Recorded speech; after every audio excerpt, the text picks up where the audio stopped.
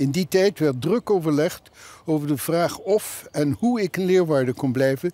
Want één ding was ook meneer Hofland duidelijk. Bij tante kon ik niet blijven. Dat was niet goed voor mij. Het is maar een liedfragment uit het boek dat Alfons Catan schreeuwen heeft door de zwiste periode uit zijn leven, de Tweede Wereldoorlog. Van de middag wie de 82-jarige Catan injouwt bij zijn ouderlijk huis aan de Transvaalstraat. Een plak met een verschrikkelijke herinnering. Op 29 juli is het 70 jaar geleden dat er op deze plek, hier, een overvalwagen van de Nederlandse politie verscheen. Mijn vader is meegenomen en ik heb hem niet meer gezien.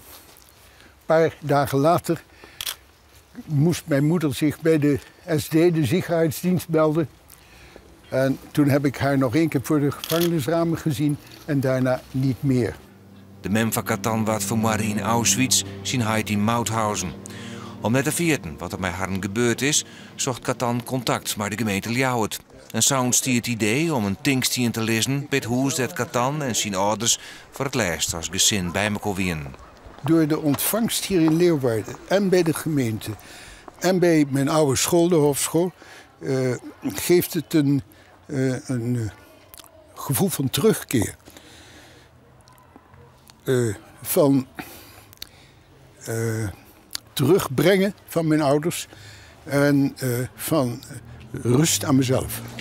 De stiender onderhouden trok squalband van de Leeuwarder schoolvereniging. De squallen dat Catan als jonkje ik hinnegie. De band van groep 8 hebben zijn boek lezen en wie in de familie ik bij. Ik vond het wel bijzonder en ik denk dat meneer Catan er ook wel van heeft genoten. En ja, dit was wel een hele mooie dag voor hem. Ja, mooi, maar ook wel weer een beetje erg dat zijn ouders zijn overleden en zo.